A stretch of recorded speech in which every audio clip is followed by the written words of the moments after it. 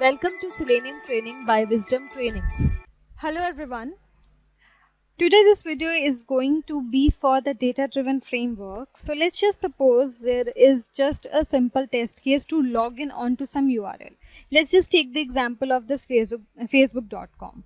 So what steps will be included in this particular uh, test case? I have to open up the browser, whichever I feel like, Chrome, Firefox, Internet Explorer, Edge, whichever. Then I have to navigate to facebook.com, and then I have to enter the username and the password. After doing so, I have to just click on this login button. Right, this will be a simple test case that I want to have, and I want to run this. Just that I can add more of the functionality, but that's a later point. In this particular URL, what data I will be requiring, because the data driven framework is more emphasized on the data management. So let's just say the test case name I'll be having over here, login test. For this login test, what data I will be requiring? I will be requiring first of all the browser, right? Then after the browser, I will be requiring the URL, which URL I want to go on. After going to the URL, I will be requiring the username and the password, right? These four things I will be requiring. Now browser can be any, it's totally up to me. I may have to use Chrome. Which URL I am accessing? In this test case, I am going on with the facebook.com, right? Then my username could be anything. It could be like a dummy username. For the time I'm keeping it dummy username, and the same way I may have some password to it. Let's say dummy password. Okay, this will be my username and the password for the first data set. Now over here I will be having more data sets as well. Maybe the same data set I'm using, just that the browser is different this time. This time the browser is different and I'm using the another one. Let's say I have Firefox over here. Then in the next I have Edge, and I just have the same URL being used, the same username being used, and the same password is being used. So here is my data ready. What if I have to read it? How will I be able to read this data? Let's say I also have some of another test case, which is test B, which will be for changing my profile picture. Let's say the same way I may have another ones as well. So let's just see that if I have to read the data for this, how will I be able to do that? So over here I already have a module created. I just need to put some small logic to read the data from the sheet that I have just made. Right, so for that I will be for the time using the OpenPyXL package over here.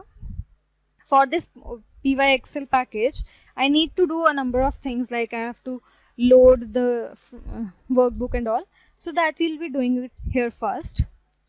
Right now I'm creating a class in which I'll be having all the functions which I'll be using in the logic to be put. So first what I'll do is I'll just will have a constructor made, in which in the constructor itself I'll be passing the path that from where it needs to read the Excel file. Okay, then using the self attribute I can access the path variable. Can say path is equals to path, right? Now what I need to do is I'll just will have one more variable over here and I'll make it workbook, let's say, and I'm right now keeping it none, and I'll make it global over here in my constructor over here. Okay, then in my OpenPyXL I have to load the workbook which I'm going to use. So I'll take a variable, let's say VB, the variable that I have used, is equals to OpenPyXL dot load workbook, and to this I have to pass the path which I'm going to use. Fine. Now my workbook has been loaded. I will be performing the functions like in which I will be reading the data and all. So let's just make those functions as well. So that is def get row count. To this I need to pass the sheet name from which I want to read actually the data. So I'll say sheet is equals to VB and I'll pass the sheet name to this. Return sheet dot max row. The same way I will make the function to read the columns, the total number of columns. So over here it will become column, rest is same, just over here it will become column. And one more function to get the data of those particular cells that I will be giving through the row number and the column number. So I'll have it over here as get data, let's say get cell data or data. To this I will be passing three parameters: sheet name, row index and column index. Okay, again the same thing I have to give, and the return will be return sheet dot cell. What row number and column number I have provided, I need to give that dot value. So this function will return me the value of the particular cell I will be giving using the row number and column number. It's a row, so let me change it row. Okay, now I'll just will be calling this class to extract the data from the sheet.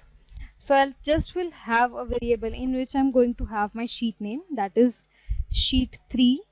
Let me just confirm it as well. Yeah, sheet 3, and I'll create an object for my read write class, and to this I need to pass the path, right?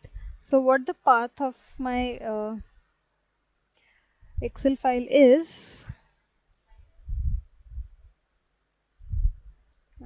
here, slash, the file name is this, just replacing it with double quotes, double slashes, and done. I'll be printing the total number of rows as well over here. XLS dot get row count. I need to provide the sheet name in the parenthesis, and the column count as well I will be printing. XLS dot get column count of the sheet name given. Now I'll have a simple for loop given over here. My data is starting from row number 2, so I'll be starting the loop from there only. For row num in range, starting from 2 till XLS dot get row count, whatever row count I get plus 1. Then I'll have another for loop to iterate over the columns. For CNUM in range, it will start from first column till the maximum number of column count I get in the sheet name plus 1. And over here I'll just will call the function get cell data is equals to XLS dot get cell data, and to this I need to provide three things: sheet name, the row number which is coming from the iterator, so row number, and the column number as well I'm getting from the iterator. And at the end I'll just will print my variable cell data. Okay, this is done. I just need to save my sheet. I saved it, and if I run this now, okay, I forgot to have the columns over here. So over here I get the whole data over here. You can see there are 7 rows in the sheet and 4 columns. The data is coming, the browser, URL, username and password, and then I am getting the data. So over here you can see that I am getting the data this way. This way if I'll pass the data to my test case, it's not going to be running fine because this is not a proper way, which is the value to this I'm not able to get. So whenever I am storing the data in the data driven framework, the data management is something the most important. Your data should be managed in the form of key value pair, which is the dictionary in Python, right? The data structure dictionary. And at the end, you can just have them all in a single list. You can have them in a list, all the set of key and value pairs. So now this time, if I read it in the another way, there is a data driven framework which I have already built. Out of this, I'm just going to read the data. I'm going to show you the reading data only. So there is the module in which I have put the logic in which my data is being read from the file itself and is being stored in the form of dictionaries, and those dictionaries are being saved in the list over here. So just I have to make small changes, like the test case name and path are being passed from my test case itself. So I'll just will edit it a little so that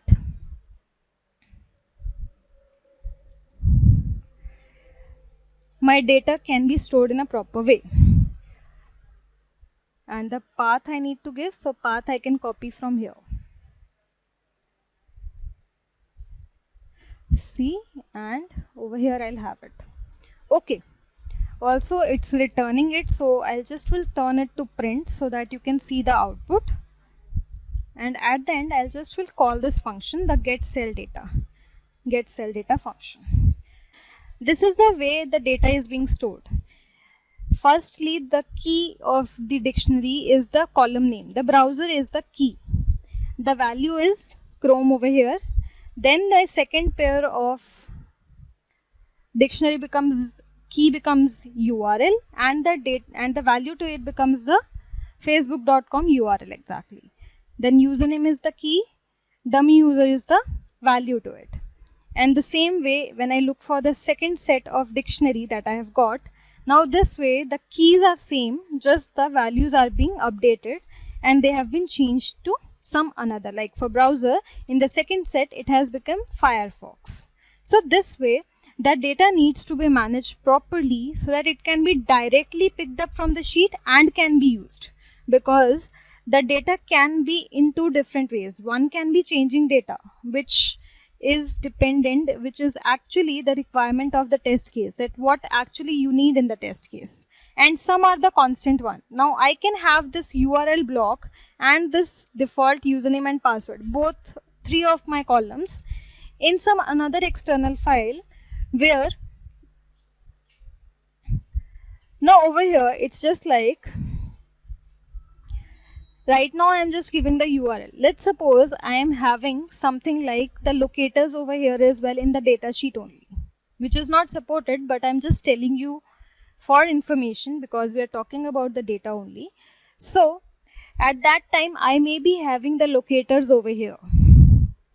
So if any case my locator has changed anytime or some of the change has been done, so I won't be changing it at all the occurrence. Instead, I will be keeping my locators which I am using in different external file, that is my properties file, which I can use. So if I show you the properties file, so this way here is my properties file in which I have kept the URL as well, the XLS path which I am using in the framework, and along with that the locators which are being used. Fine. Now in data driven framework there is nothing like that I have to pass on some steps. So which steps are being taken? Like I have told you the example of facebook.com. So the step starts from opening a browser and going to some URL and then entering the text. So for that, what I can do is I can have these generic functions having the functions in a single sheet. Like in a single module, there is a generic keywords module which I have made. In this module only, I have kept the functions like open browser. What this open browser function is doing, it's reading the data from the data sheet, which will be constructed like this. More improvised it will be. It will be picking the browser name from here, and according to that only it will be opening the browser. Then I have another function which is navigate function. It's picking up the data from the properties file and opening the URL accordingly, which I'm not sharing again and again, just it's being picked up from that file. Then clicking has a proper function, then type in has a proper function, and these functions are being directly called in the test case. I'll show you a test case as well, which I have made already, and how the data is being picked. Fine. So over here you can see that this is my open browser function, the first step in every test case, that is open browser. And this argument value, what is this argument value? My test case has been parameterized by the data which is being read from this file, from this reading data file. I'm getting the data in the form of dictionaries stored in a list, right? So I may have 15 set of data, 20 set of data. Likewise, I may have different set of data. I cannot pass it this way, right? I have to parameterize my test case so that it can just, I don't have any repetition in my code. Okay, so this way, this test case is being called in my parameterization annotation over here. So whatever data comes, that's being stored over here, and I can directly access it using the variable argument value, and I can access the column name over here. The same way for navigate, for logging in, whatever data I want, I can pick up that way. So this way actually my data driven framework works, and including this functionality to be performed, I should be able to have my reusability concept applied over here. I won't be writing the code again and again. You can see over here that reading data file is only one in my whole test case. I'm not writing it again and again. I am calling this function just. So that way I should be having my reusability factor applicable. Same way, at the point I should make the project so in the same way, I may have a concept of grid to be applied. If I have 5,000 test cases, in manner to save time, I may implement the test cases on grid, which saves time by parallel execution. So for this grid implementation, there is a minor change in my open browser function. Just this is the change that has been done. This only change. Rest everything is same in my whole project. Nothing has been changed. Then along with the implementation of grid, I may have to implement the concepts of Git and Jenkins. I may have to integrate my code with these.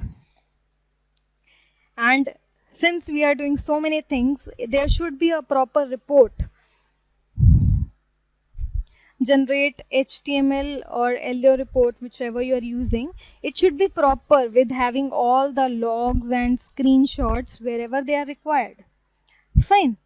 And at the end, the email should be done, and all that should be done in your project.